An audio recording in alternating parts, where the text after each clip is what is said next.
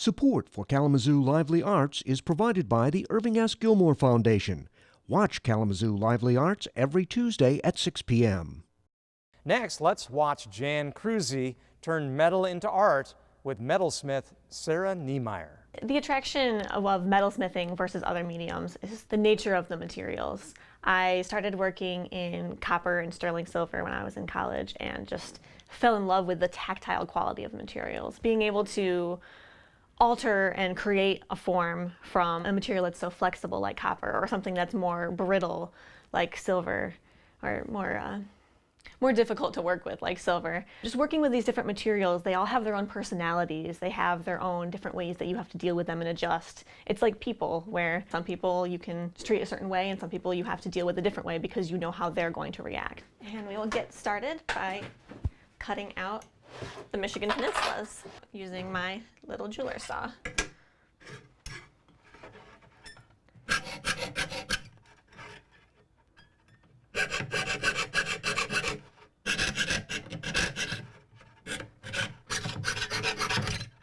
have to be so careful because one wrong move, Sarah, you could lose a finger, you know? That's true. That's why it's always important to keep your fingers behind the blade. Yeah.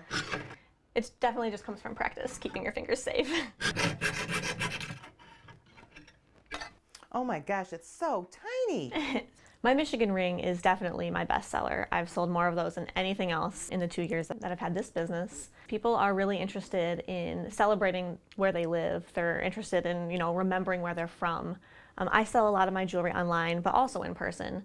And it's really fascinating to me to hear everyone's stories, why they want it, who they're getting it for. A lot of times it's a gift for somebody who was raised in Michigan, but then is now living somewhere else, so people who are uprooted. One thing I'm really interested in is rootedness. A lot of my newer works that I've been making are like roots rings, sterling, and they wrap, and they're all just about kind of engaging with what makes you you and the different pieces of who you are and how you want to remember yourself. And it's really about just connecting to that something deeper, making that personal connection. Like, why do you love the place you're from? Why do you want to remember it? What does that really mean to each person? Because everyone has a different story for it. Everyone has something to say, which is why I love doing this business too, being able to meet people, hearing their stories, and being able to help them celebrate their stories and their successes and the things that they love. I need to grab my little Michigan, get flux on it, which keeps it clean so that it will solder. Then the ring band. You do the same thing with the band. Yeah, the ring band especially really needs the flux because silver is much more heat sensitive than copper.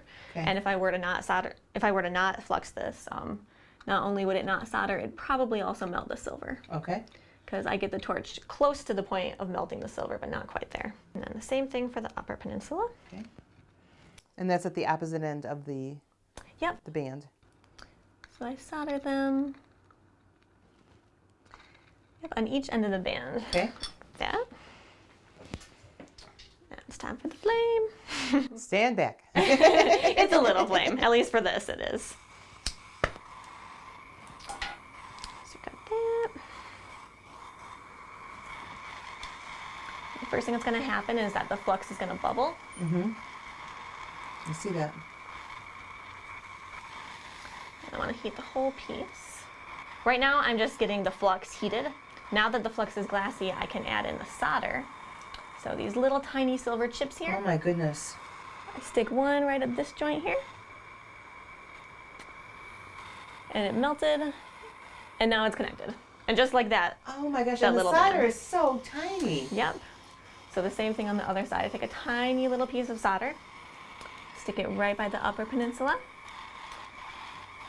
and I heat it up, and you'll see the little chip. It'll start. Yep. Mm-hmm. It's going to turn like that. It melts, and then you can see it like glitter between the two pieces of metal, and that's how you know you've got it. Interesting. So now it's connected. Now it's connected. The name Letters to Sarah Metalsmithing came out of a lot of different things. I actually have a collection of letters throughout my life that were given to me. Nice letters, cards, birthday things, handwritten letters, but also just a collection of everything that was handwritten and that seems extra meaningful.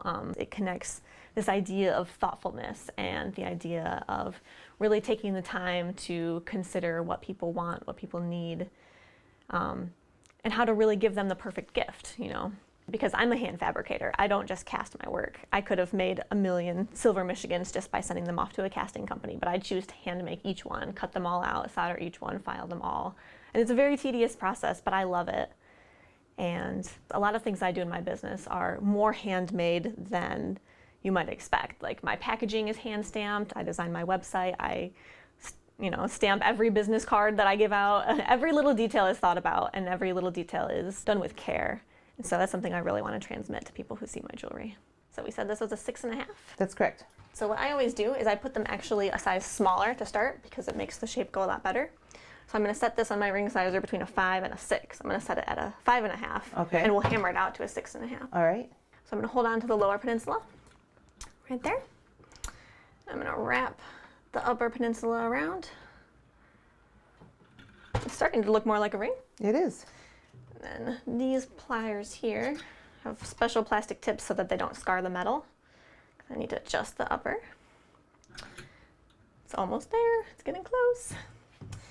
And then with my rawhide hammer, because this won't scratch the metal, I'm going to hammer all the way out to really finish the shape of it.